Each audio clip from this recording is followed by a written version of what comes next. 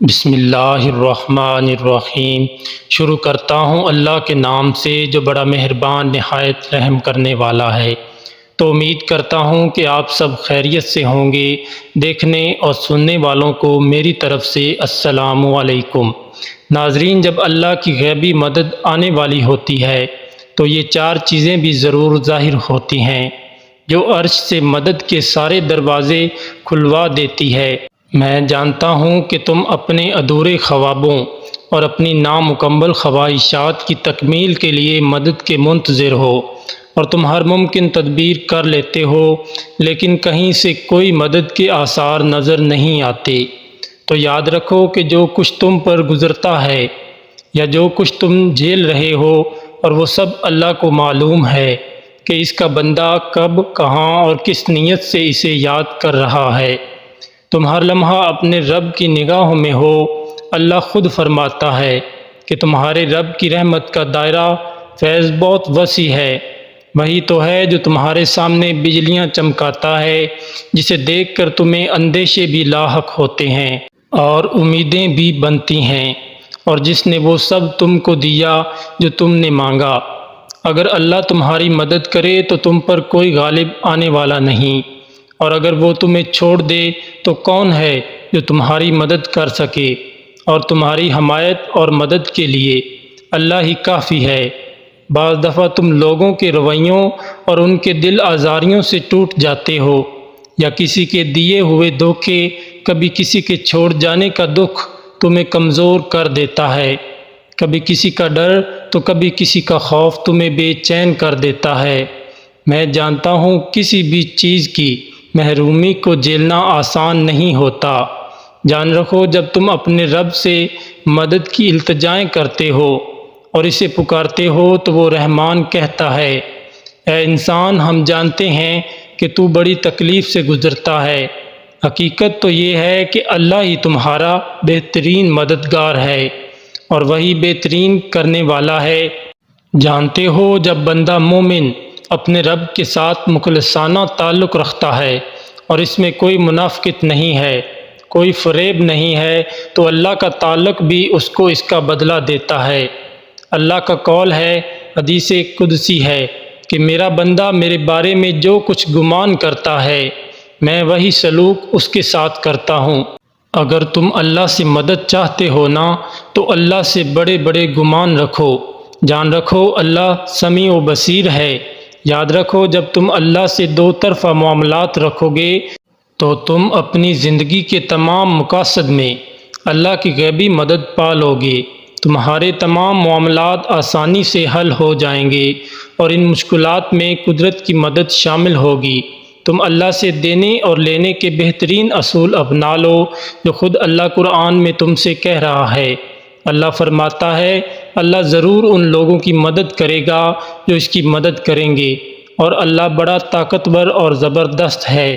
اگر تم اپنی امیدوں کی تلاش میں ہو تو یاد رکھو امید کو ڈھونڈا نہیں جاتا، امید کو قائم رکھا جاتا ہے۔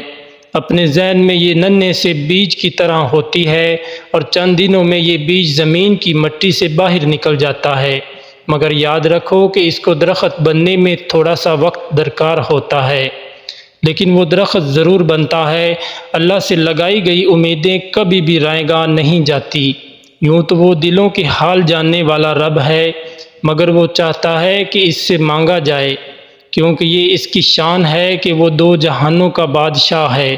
اور یاد رکھو جو تمہاری دعائیں اللہ سے غیبی مدد کے دروازے کھولنے والی ہوتی ہیں تو کچھ چیزیں تمہیں ضرور ظاہر ہوتی ہیں، جس میں ایک چیز تو یہ ہے کہ جب تمہارے تخیلات اور تمہارے جذبات اور تمہاری خواہش نفس اس رحمان کی بتائی ہوئی روشن راہ کے مطابق ہونے لگیں اور تمہاری زندگی میں ایک مثبت بدلاؤ آنا شروع ہو جائے، تو وہ رحمان تمہاری بقا اور تمہاری فطرت کی ہر مانگ پوری کرنے کے لیے بہترین اسباب بنا دیتا ہے، کیونکہ وہ اپنے وعدوں کا سچا ہے۔ میرا رب خود فرماتا ہے، اسی طرح ہم موسیٰ کو اس کی ماں کے پاس پلٹا لائے تاکہ اس کی آنکھیں ٹھنڈی ہوں اور وہ غمگین نہ ہو، اور جان لیں کہ اللہ کا وعدہ سچا ہے۔ وہ تم سے کہتا ہے، مجھ سے وابستہ ہو جاؤ، وہ ہے تمہارا مولا بہت ہی اچھا ہے، وہ مددگار۔ جانتے ہو وہ کون سی ایسی چیز ہے جو ظاہر کرتی ہے کہ اللہ کی غیبی مدد آنے والی ہے، کہ جب تم اس مطلب پرست دنیا میں مضطرب یا بے یقین نہیں ہوتے، چاہے تم پر کتنے ہی مصائب کے پہاڑ ٹوٹ پڑیں یا اللہ کے انعامات کی کتنی ہی بارش ہو رہی ہو، دونوں ہی صورتوں میں تم ثابت قدمی کے ساتھ راہ حق پر چلتے ہو اور نہ ڈگمگاتے ہو اور نہ کسی کا خوف دل میں رکھتے ہو سوائے اللہ کے۔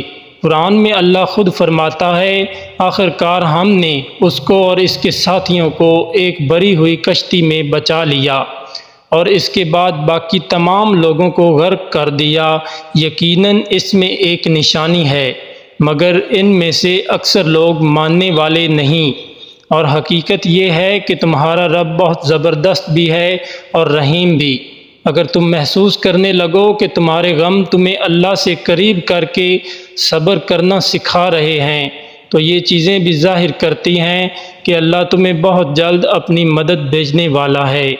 قرآن میں اللہ خود فرماتا ہے کہ انہوں نے صبر کیا یہاں تک کہ انہیں ہماری مدد پہنچ گئی۔ مطمئن ہو جاؤ وہ تمہارے صبر کا اجر اور تمہارے یقین کی قیمت دگنی کر کے عطا کرے گا۔